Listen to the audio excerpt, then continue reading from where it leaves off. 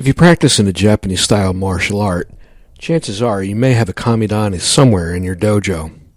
If you don't, and are thinking about installing one, this video is something you probably want to watch.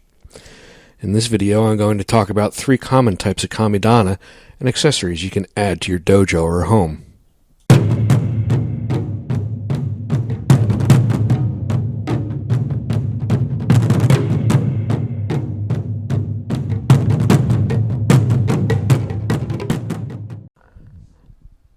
Let's start off with a little background first for those who don't know what a Kamidana is. A Kamidana is a miniature Shinto shrine that is often found in most Japanese martial arts dojos. The word Kamidana literally translates to God shelf and is a place to house effigies of Shinto gods. Some Japanese families keep one in the home as well, although the practice of keeping a personal Kamidana has been reported as being on the decline over the years. While some schools outside of Japan don't have a Kamidana installed because they simply don't practice the Shinto religion, other schools keep one to preserve the tradition of their style.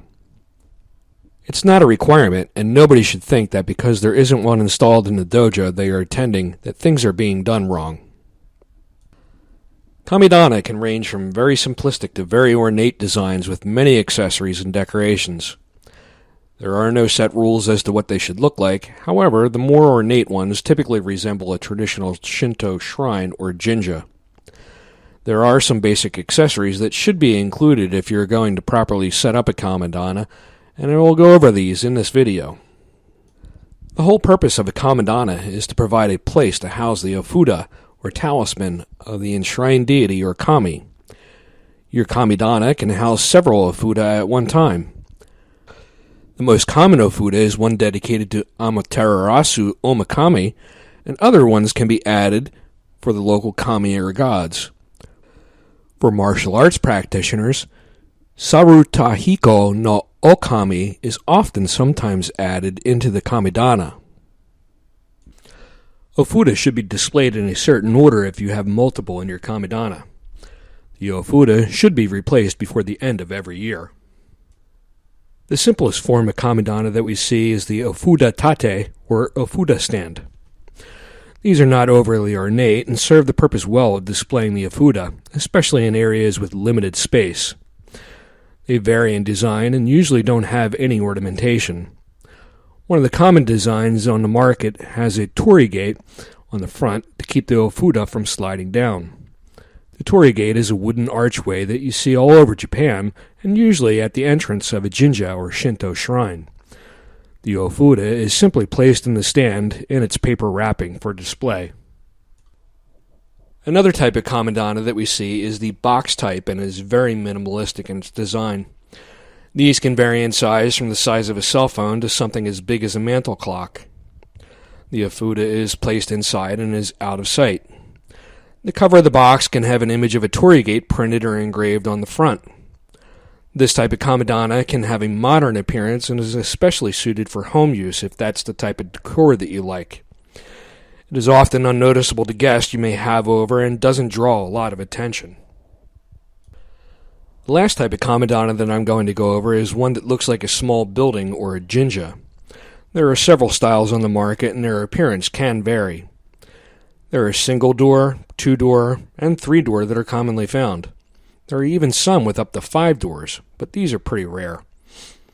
The front face of the building often comes off so that you can place the Fuda inside, and the doors open for viewing when you pay respect. These types of Kamidana are often accompanied with several accessories that sit in front of the structure that represent sacred elements to a shrine.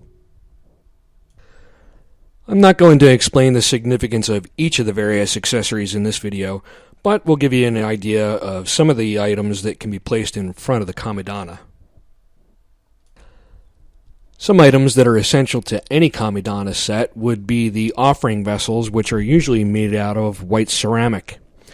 These include 2 small dishes for salt and rice, a small droplet-shaped pot with a lid to hold the water called a mizutama, 2 small mizuiri or vase-like lidded sake jars, 2 vases to hold sakaki branches, and 2 candle holders or lanterns. The offerings can either be set directly on the shelf in front of the Kamidana or on a special miniature offering table. Other non-essential items to add to your Kamidana display include things like a shiminawa or rice straw rope that is attached to the front of the Kamidana. You can also add shide or folded strips of paper in the shape of a lightning bolt that are inserted into the shiminawa. On the sides of the steps leading to the doorway of the Kamidana, you can place miniature Inari Okame or Kitsune, which are white Japanese foxes and are considered to be the patron of sword makers and the protector of warriors.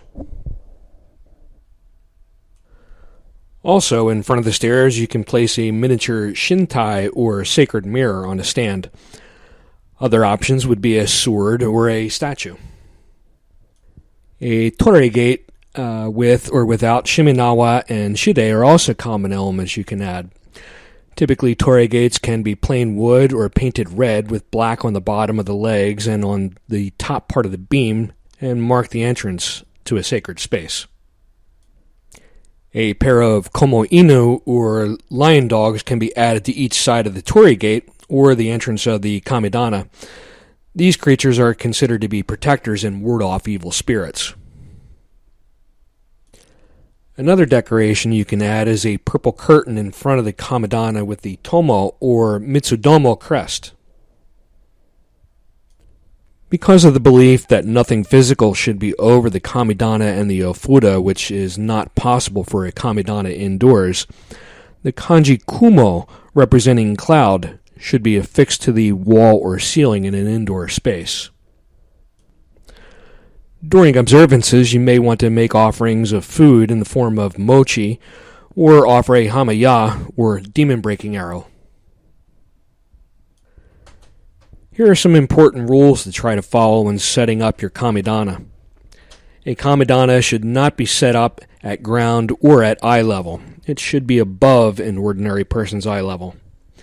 A Kamidana cannot be set up over an entrance, but must be built in an area where people will not walk under it.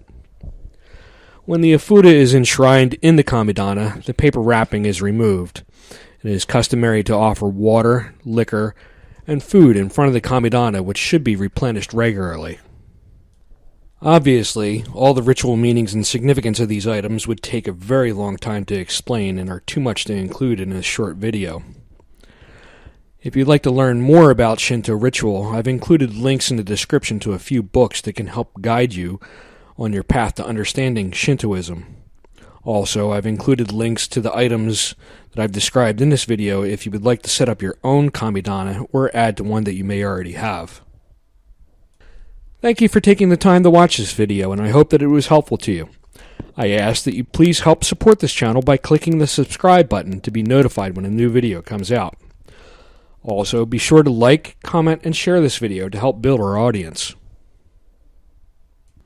Until next time, thank you again for watching.